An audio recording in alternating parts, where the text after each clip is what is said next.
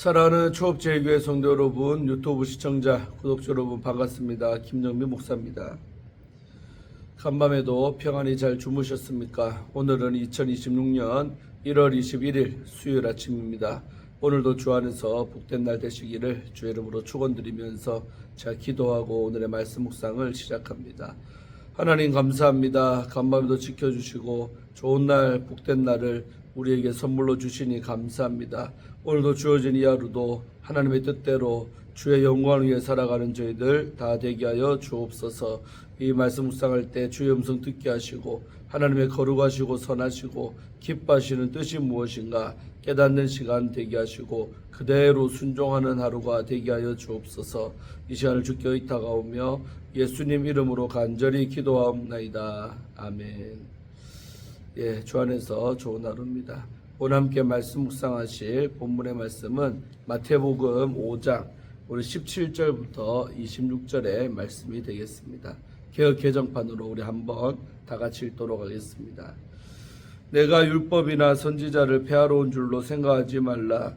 폐하러 온 것이 아니요 완전하게 하려 함이라. 진실로 너희에게 이르노니 천지가 없어지기 전에는 율법의 1.1획도 결코 없어지지 아니하고 다 이루리라. 그러므로 누구든지 이 계명 중에 지극히 작은 것 하나라도 버리고 또 그같이 사람을 가르치는 자는 천국에서 지극히 작다 일컬음을 받을 것이요 누구든지 이를 행하며 가르치는 자는 천국에서 크다 일컬음을 받으리라. 내가 너희에게 이르노니 너희 의가 서기관과 바리새인보다 더 낫지 못하면 결코 천국에 들어가지 못하리라. 옛 사람에게 말한 바 살인하지 말라. 누구든지 살인하면 심판을 받게 되리라 하였다는 것을 너희가 들었으나 나는 너희에게 이르노니 형제에게 노하는 자마다 심판을 받게 되고 형제에 대하여 라가라 하는 자는 공에 잡혀가게 되고 미련한 놈이라고 하는 자는 지옥불에 들어가게 되리라. 그러므로 예물을 제단에 드리려다가 거기서 내 형제에게 원망 들을 만한 일이 있는 것이 생각나거든 예물을 제단 앞에 두고 먼저 가서 형제와 화목하고 그 후에 와서 예물을 드리라. 너를 고발하는 자와 함께 길에 있을 때에 급히 사화하라. 그 고발하는 자가 너를 재판관에게 내어주고 재판관이 우리 옥리에게 내어주어 옥에 가둘까 염려하라. 진실로 내게 이르노니 네가 한 푼이라도 남김이 없이 다 갚기 전에는 결코 거기서 나오지 못하리라. 아멘. 네, 오늘 하나님 말씀 먼저 주의할 때 은혜 받으시기를 바랍니다. 오늘 17절, 18절, 19절 석절의 말씀부터 보면 율법을 해석하는 예수님의 원리에 관한 말씀이 나오고 있는 겁니다. 예수님은 율법이나 선지자를 무효화시키거나 취소하러 온 것이 아님을 분명히 말씀하십니다. 17절 말씀이죠. 생각하지 말라는 예수님이 오신 목적을 오해하지 말아야 함을 강조하는 명령이 되겠습니다. 율법이나 선지자는 구약을 가리키는 표현인 율법과 선지자, 마태복음에서도 7장 12절이죠. 와 같은 의미가 되겠습니다. 여기서 율법은 모세오경을 가리키고 또 선지자는 구약의 나머지 부분을 지칭하는 것입니다. 예수님은 구약을 성취하러 오셨습니다. 완전하게 하다. 우리 개역 개정판으로 이렇게 번역되어 있는데 번역된 우리 플레로, 헬라어 플레로는 성취하다라는 뜻입니다. 하나님의 아들은 하나님의 율법을 하나님의 뜻에 따라 살아가는 기준으로 보셨고 또 구약을 폐하러 오지 않고 성취하러 오셨습니다. 구원 역사의 측면에서 예수님은 하나님이 율법을 주신 원래 의도와 더 깊은 의미를 해석하시고 자신의 사역과 삶으로 구약의 목적을 성취하십니다. 노모스는 오경을 가리킬 뿐 아니라 오경에 나타난 가르침을 의미하는 단어입니다. 하늘과 땅이 없어지기 전에는 율법의 1.1획도 없어지지 않을 것이다. 우리 18절 말씀이죠. 예수님이 오신 이후에도 율법의 가장 작은 부분이 없어지는 것이 아니라 가치 있게 존재합니다. 율법에서 작게 보이는 계명은 그만큼 하나님의 뜻이 세밀한 부분에까지 미치고 있음을 반영하는 겁니다. 그러므로 계명에서 가장 작은 것 하나를 없애거나 없애도 된다는 식으로 가르치는 자마다 하늘나라에서 가장 작다라고 불릴 것입니다. 반대로 그것을 행하고 가르치는 자마다 하늘에서 크다라고 불릴 것이라고 19절에 말씀합니다. 하늘나라에서 큰 자로 불리는 자는 작은 계명을 지키는 사람이 아니라 계명의 가중치를 부여하지 않고 다 순종하고 가르쳐야 할 대상으로 받아들입니다. 예수님은 당대 사람들이 작게 여기는 계명이라고 무시하지 않으셨습니다. 따라서 하늘나라의 제자는 예수님 명령하신 것을 순종하도록 가르쳐야 합니다. 아주 작게 여겨지는 계명이라도 그 뜻에 순종해야 하고 순종하도록 가르쳐야 합니다. 자, 다음으로 우리 20절 한 절 말씀은 서기관과 바리새인의 의보다 더 나은 의에 관한 말씀이죠. 예수님은 제자들의 의가 서기관과 바리새인의 의보다 낫지 않으면 하늘나라에 들어가지 못하리라고 가르칩니다. 더 나은 의가 무엇인지는 본문에 없습니다. 더 나은 의의 개념은 21절에서 24절의 6예에 나타날 것입니다. 또한 20절을 17절에서 19절과 연결해 보면 제자의 의는 율법에 나타난 하나님의 뜻을 실행하는 것이라고 볼 수가 있습니다. 제자들의 의가 율법 조항을 규정하던 전문가들인 서기관과 바리새인들의 의를 어떻게 능가할 수가 있습니까? 그리스도의 법은 모세의 법과 유대 전통을 능가하는 겁니다. 예수님은 구약을 성취하러 오신 분으로 율법에 담긴 하나님의 뜻을 정확하게 알고 계십니다. 율법에 대한 예수님의 해석에 따라서 율법을 이해하고 순종하는 사람은 질적으로 정확한 방향을 향하고 하나님이 원하는 뜻을 더 많이 실천할 수가 있습니다. 하늘나라의 새 언약 백성은 더 나은 의를 행할 수 있는 새로운 존재입니다. 제자들은 예수님의 말씀에 순종함으로써 더 나은 의를 실행할 수가 있습니다. 한편 율법에 나타난 하나님의 의도와 목적을 실행하는 것은 언약 관계에 들어가는 조건이 아니라 언약 백성으로 부름받은 신자의 은혜에 대한 반응입니다. 구원의 시대가 왔고 예수님의 사역을 통해 하나님과 언약 관계를 맺는 백성이 탄생했으므로 21절에서 48절에 묘사된 삶은 하늘나라 백성이 맺는 열매라고 보아야 합니다. 21절에서 26절 말씀은 처음 나오는 살인에 대한 해석입니다. 예수님은 더 나은 의를 보여주는 첫 번째 예로 살인이라는 주제를 다룹니다. 옛사람은 살인하지 말라는 명령을 들었습니다. 살인하지 하는 자마다 심판을 받게 됩니다. 그러나 예수님은 형제에게 화를 내는 자마다 심판받게 될 것이라고 22절에서 선언하십니다. 형제에게 골빈놈이라고 하는 자마다 공회에 보내질 것이고 멍청이라고 말하는 자마다 불타는 지옥에 넘겨질 것입니다. 형제에 대한 분노는 타인의 생명을 부당하게 빼앗는 살인과 다르지 않습니다. 예수님이 강조하시는 더 나은 의는 주관적인 판단으로 작게 여길 수 있는 죄를 심각하게 인식하는 데서 출발합니다. 하늘나라의 백성은 살인하지 말라는 법을 어기지 않는 것으로 만족하지 않고 상대방을 존중하기 위해 애를 씁니다. 상대방에 대한 존중은 23절에서 26절에 구체적인 예로 강조가 됩니다. 22절에서 경고한 심판을 피할 방법은 화해입니다. 예물을 바치는 것보다 화해가 더 중요합니다.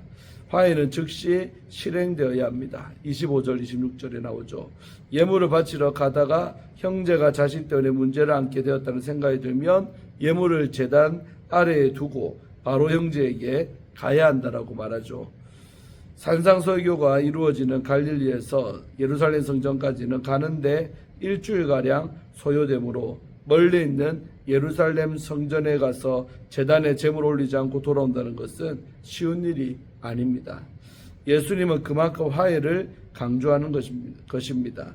인간관계를 회복하고 화해하는 것은 예배 행위보다 더 해결해야 할 정도로 중요한 것입니다. 25절에서 26절은 화해가 즉시 이루어져야 함을 묘사합니다. 화해는 빨리 이루어져야 하며 그렇게 하지 않을 때 하나님의 심판이 임할 것입니다.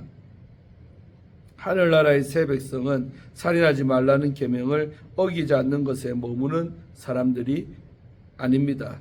분노를 주체할 수 없어서 비아냥거리거나 협박과 저주에 가까운 언어폭력을 사용하면서도 하나님을 예배하는데 아무 거리낄 것이 없다고 생각한다면 자신을 심각하게 오해하는 태도입니다. 제자는 작게 보이는 무시와 상처가 지옥에 갈 정도로 심각하고 예배보다 먼저 해결되어야 할 문제임을 깨닫고 실천해야 합니다.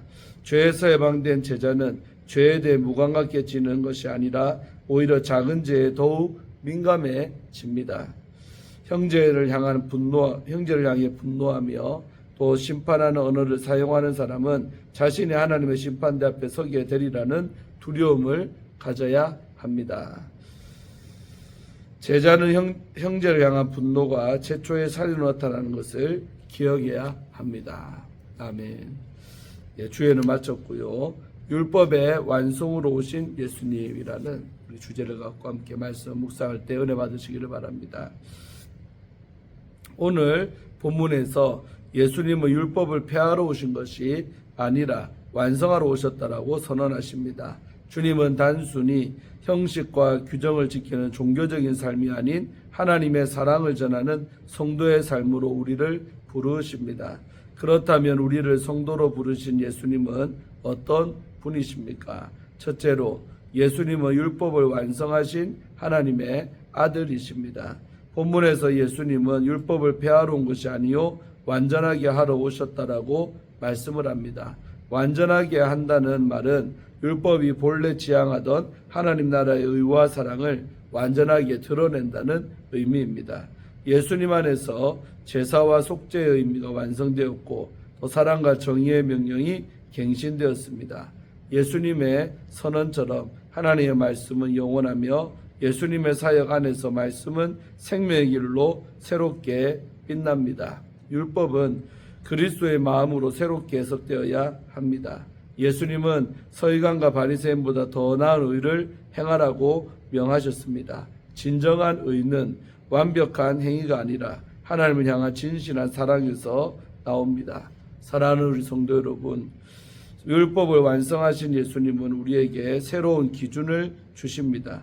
그것은 사랑의 깊이로 판단되는 기준입니다. 주님의 마음을 품을 때 율법은 부담이 아니라 생명의 길이 됩니다.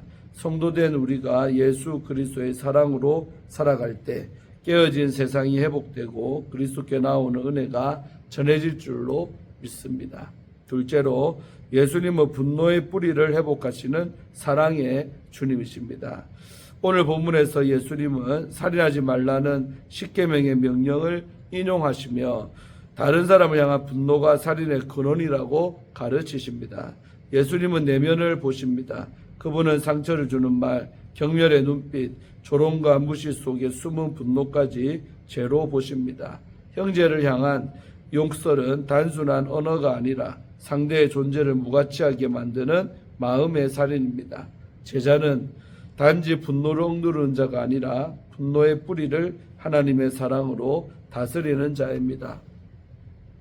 사랑하는 성도 여러분, 우리는 종종 분노를 정당한 이유로 포장하지만 그 안에는 자존심과 상처, 또 비교와 두려움이 숨어 있습니다. 그러나 예수님은 십자가에서 우리를 향한 하나님의 진노를 대신 받으심으로 그 분노의 고리를 끊으셨습니다. 이제 우리는 분노에서 자유로워야 합니다. 삶의 자리에서 십자가 사랑을 기억하며 믿음으로 굳게 서는 성도가 되시기를 소망합니다. 마지막으로 예수님은 화목의 길로 우리를 초대하십니다. 오늘 본문에서 예수님은 예배보다 화해를 먼저 행하라고 명령하십니다. 성도가 예배보다 우선해야 할 것은 다른 사람과의 불화를 해결하는 일입니다. 이 말씀은 단순한 도덕적인 권면이 아니라 하나님 나라 백성의 삶의 질서를 세우는 명령입니다. 하나님께 용서받은 자는 반드시 용서를 베푸는 자로 살아야 합니다. 주님의 가르침처럼 성도는 심판이 임하기 전에 화해의 길을 먼저 택해야 합니다. 예수님은 단절된 관계를 회복시키는 분이십니다. 십자가는 분노와 마미움이 끝나고 화목과 용서가 시작되는 자리입니다. 그 은혜를 경험한 성도는 더 이상 상처를 품지 않고 용서를 흘려보내야 합니다. 삶의 자리에서 다른 사람을 미워하는 마음, 풀지 못한 감정이 있다면 주님의 말씀을 기억하며 화목하는 성도가 되기를 기도드립니다. 사랑하는 우리 초업제교회 성도 여러분, 예수님은 율법을 완성하신 분이십니다. 그분은 사랑으로 율법을 완전하게 하셨습니다. 살인하지 말라는 명령은 단지 범죄를 금하는 것을 넘어 관계 속에서 사랑을 회복하라는 부르심입니다. 주님은 분노의 뿌리를 다루시며 우리를 화목의 사람으로 부르십니다. 참된 의는 마음의 변화와 사랑의 실천입니다. 혹시 우리 마음속에 해결되지 못한 분노나 관계의 단절이 있습니까? 주님이 주신 화목하라는 명령은 부담이 아니라 은혜의 초대입니다. 그 길에서 우리는 하나님 나라의 참된 의를 경험하게 됩니다. 그 사랑의 길을 따라 예수님 안에서 평화의 사람으로 살아갈 수 있기를 간절히 축원합니다. 아멘. 우리 마지막으로 우리 한기채 목사님이 쓴 산상수훈 삶으로 읽다, 우리 토기장에서 나온 책인데 그 부분을 읽어드리겠습니다. 랄프 루터는 원수를 사랑하면 진주가 떨어져 있는 진흙탕을 사랑하는 게 아니라 진흙탕에 떨어져 있는 진주를 사랑한다는 뜻이다라고 말했습니다.